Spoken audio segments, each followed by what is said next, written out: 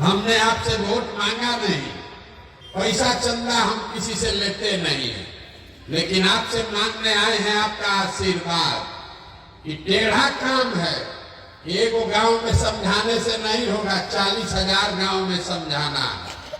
आप 5 दिन जाते हैं बाबा धाम, आपका पैर और फूल जाता है। हम 16 महीना से पैदले चल रहे, अभी कई महीना तक और चलेंगे। कैसे चल रहे? ये चल रहे हैं ऊपर वाले की कृपा से और आप सबकी दुआ और आशीर्वाद से।